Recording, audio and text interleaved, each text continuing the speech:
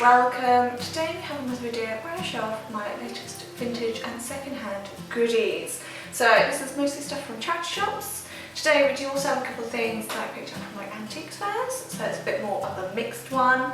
But we've got some very good vintage bits. If you like 1950s clothing, I've got three very good 1950s dresses. Got stuff from the 70s. I'm doing the full vintage. There's some good bits. There's quite a bit of a heap. So yeah, this might be a little bit longer, but we'll see how we'll go. Hopefully you like some of these bits. So it's a bit of a mix of vintage. So I will not waffle. We will just dive in and show off the things that I've bought. So let's start, before we do the vintage, I've got like one bit which is like a new piece, so we'll start with that. This is a Topshop dress. It is brand new with its tags and things. This should have been £50 or $95, and I got it for £9.50, brand new with the tags.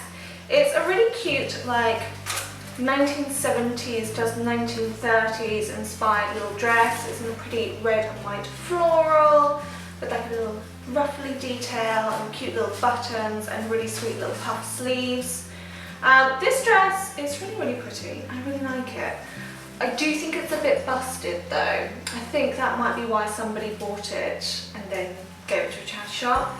I'm just getting like this weird ruching on one side. I kind of feel like the fabric was supposed to be bias cut and they kind of cocked it up a bit. I don't know if you'll be able to tell when I'm trying it on for you, but like on one side of the hip it just like bunches up oddly, and when you're wearing it, it kind of feels like if you've ever worn a dress with like a lining that when you're walking it like rides up and twists around your body and you feel like you have to constantly tug it back into place. It kind of has that feeling. And at first I was like, I think it's just maybe a bit too small for my ginormous ass. I think it's actually just not quite made right. I'm not sure.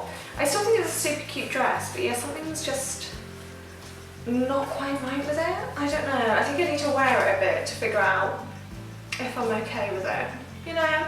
But quite sweet, and yeah, £9.50 is definitely better than the amount that Topshop were charging for it. That's why I don't like modern shops. Does Topshop even exist anymore? Didn't they go bust?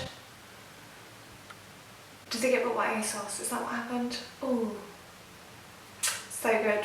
Professional fashion historian here, you can tell I'm really paying attention to what's going on in modern fashion. But yeah, this is why I don't really vibe with all these like high street brands. It's like £50, $95, that's pretty expensive and it's not even made right. And there's like little bits of stitching coming out all over it.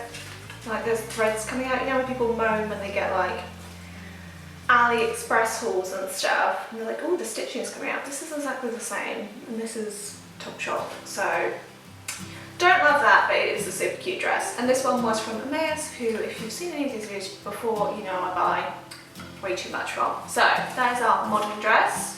Then I guess we'll do the couple that I bought at antiques fairs. So I do go to quite a few antiques fairs. My mum is also super into like second-hand, antique-y, vintagey stuff. So I do go to quite a few, but I normally don't buy anything because the prices are normally really high, and me being used to my charity shops, I don't appreciate it. But this sort of spring, now into summer, I've actually found a couple of really well-priced 1950s dresses, which I'm super happy about. One of them I don't think actually fits, but the other one fits perfectly. So the one that I don't think fits is this one, but it is the most perfect 1950s little summer dress. It's like buttercup yellow with this amazing bodice. I don't know if you can see, it's like all being folded, the fabric. This must have taken ages. It's all like folded into patterns to cover the bust. But then like a nice bow on the front, and then a very stereotypical 1950s pleated full skirt with a little bit of lace underneath. It's just so 1950s. I was kind of hoping that, like, I can't get a zip up. And there's a part of my brain that is hoping that's just because I live alone and I need somebody to do the zip up for me. But I think if I'm being honest with myself is that it doesn't fit. But for now, I'll hold on to the hope that it's just, I just need a friend, right? Because it's just such a perfect 1950s dress and it was so cute for the summer. It was £12, which for a 1950s dress of this kind of very stereotypical 1950s style, I think is a really good price. I definitely spent more on 1950s dresses from dealers and things. The woman that was selling this, I did not get her pricing structure at all. I feel like she picked up random stuff from like charity shops, boot sales, wherever, and then she whacked any price you could think of on it. Literally anything. She had like more modern clothes that she was selling for like £40. She had random bits of 1970s tan that she was selling for like 190. She was selling a bit of old macrame that was like a little bit falling apart. £195. 1950s dress, £12. The pricing didn't get it, but I benefited, so there you go. But yeah, I don't think it fits. But isn't it pretty? Perfect 1950s design. Yeah, that's a nice cotton one. Then the other dress I got is more of like an evening dress. It's a bit more unusual for the 1950s because it has like a razorback neckline, which none of my other 1950s dresses have. So it's definitely like unique in my collection at least. Yeah, it's the super pretty like dark egg blue, and it's got sequins and stuff all around the bust, and on there's a matching belt. When I first bought this, it was a completely different colour. I bought it, it was £9, which I thought was super cheap, but I didn't think it was ever going to be wearable because it was actually orange and it looked like it was completely foxed. So if you ever see old paper that's got that like stippled oranginess on it, that happens to old clothes as well. And that's usually a bit of a pain to get out, especially out of lace. But I literally soaked it in the bath and that all just came out. I thought it was going to be a massive restoration product, but it literally just needed a bit of a dunk. And it changed colour completely. This one fits pretty much perfectly. It's a little bit big on the bust, but other than that, it's literally a perfect fit. And it's just super pretty, and I feel like it's easy to like dress it up a little bit, dress it down a little bit. I think I'm actually going to wear it quite a lot. I need somebody to take me out for dinner and things so that I can wear it a bit more. But yeah, it's really, really pretty. So yeah, that's your sign that if you ever think a dress is too busted, too dirty, cannot be saved, sometimes they just need a little dunk and then they turn out fine. So yeah, lovely, slightly more unusual 1950s little dress that still had its belt. I definitely think that's a bargain for £9. Now, we're going to move on to a bunch of stuff that I bought at the Mind charity shop, which I used to buy loads of vintage stuff there. Pretty much every time I did one of these videos I'd have a bunch of stuff from them. The last few months they've kind of gotten rid of their vintage section. I never really found anything anymore. Turns out that's because they were holding out on me because they were going to have an entire vintage weekend. So about 2 weeks ago I think they had a weekend where they brought out all their vintage and like basically cleared half the shop to just have vintage in. Which I definitely attended and was definitely there for several hours and they all thought I was crazy. But yes, I did manage to find some pretty nice bits. Hopefully that means that they will do other vintage events or they'll just continue to have their vintage out because I think it did quite well for them. But yeah, I bought I think 5 things. Some of it I'm not sure fits very well, some of it I'm surprised fits perfectly, some of it was quite expensive. But yeah, these are bits I bought. First up, we'll start with this dress because I'm not sure I'm a huge fan of it. It is a very pretty print. It's this like red tulip in a thick cotton. We've got the pleated skirt and then just a very basic like square top. I cannot decide if this is actually 1950s or not. It's certainly done in a 1950s style and the zip could be 1950s.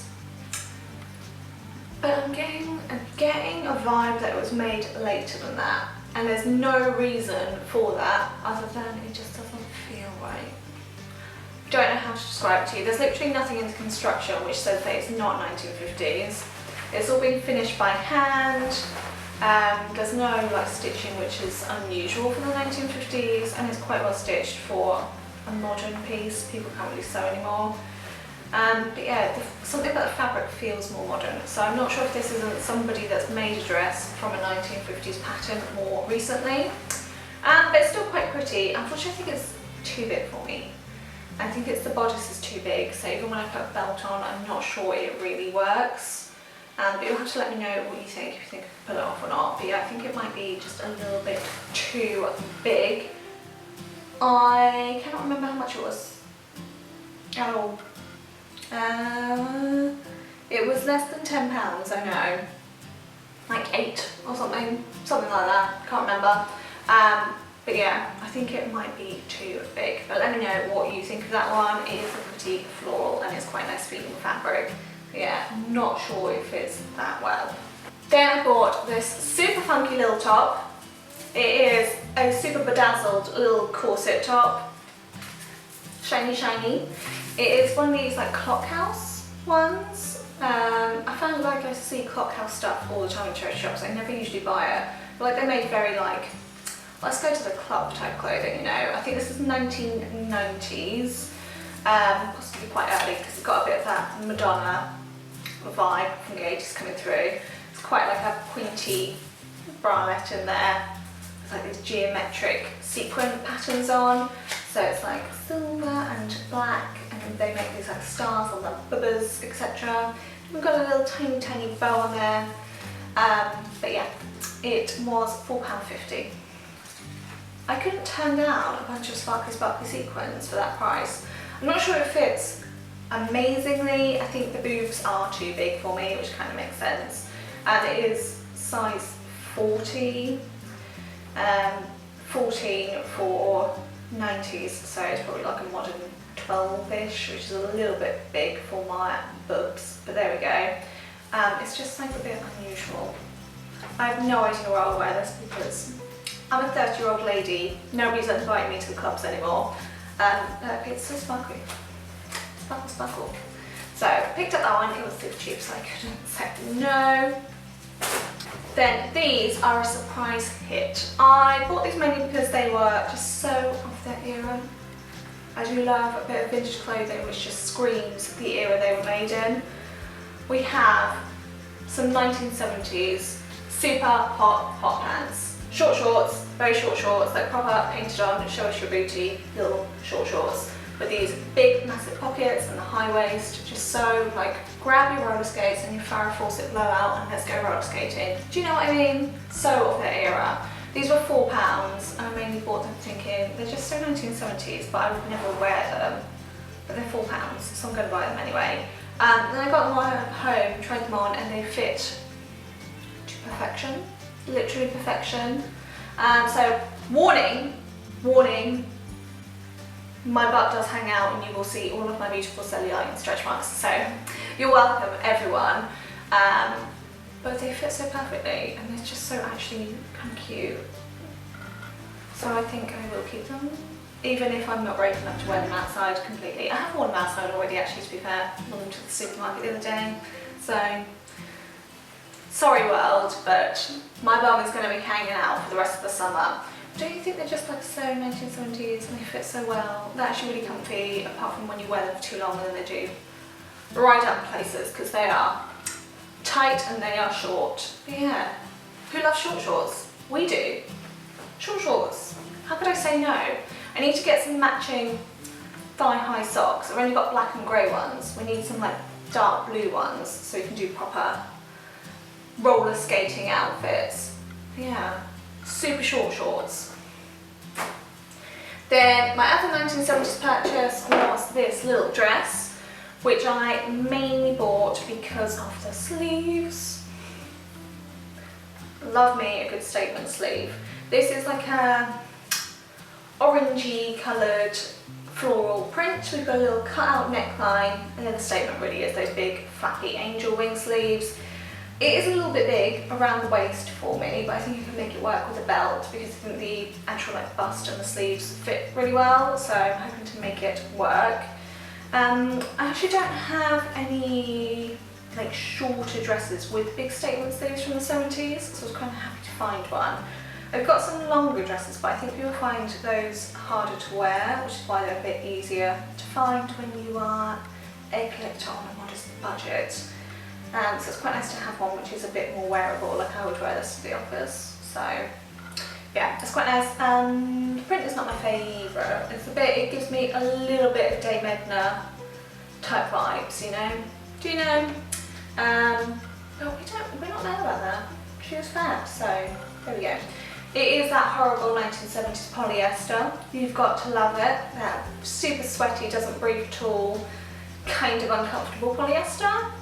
But hey, look at the sleeves. What's not to love? So yeah, just a little 1971. It doesn't have a make-in, it's just size small, hand wash. Just like a generic tag in it. So I don't know who made it, but there we go. It's got fab sleeves. What more could I want? Then finally, my biggest purchase, comes in a very fancy box. Don't be fooled by this 1950s Harrods box, because it's not actually from Harrods.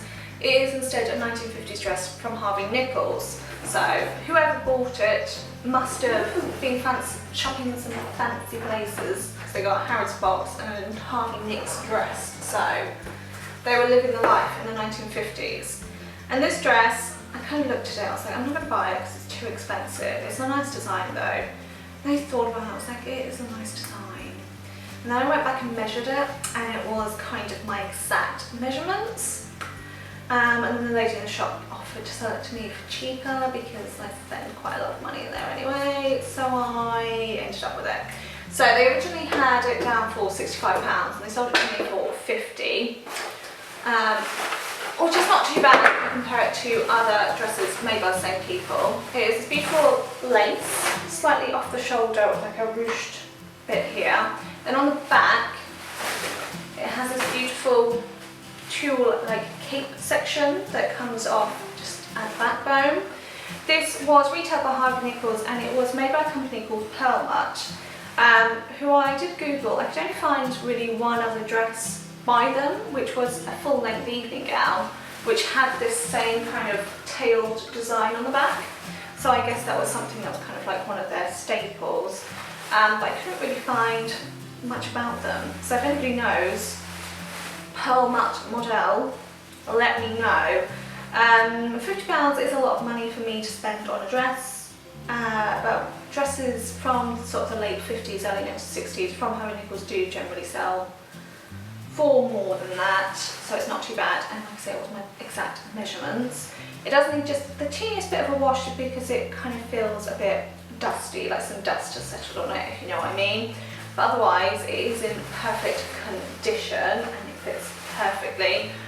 It was definitely made for somebody who had like a ladies' maid to help them get into it, because there's this little tiny popper that attaches the tail, and there's literally no way you can do it up yourself. So ignore that it's kind of flapping about a bit, because, you know, if I had a friend, they could do that for me.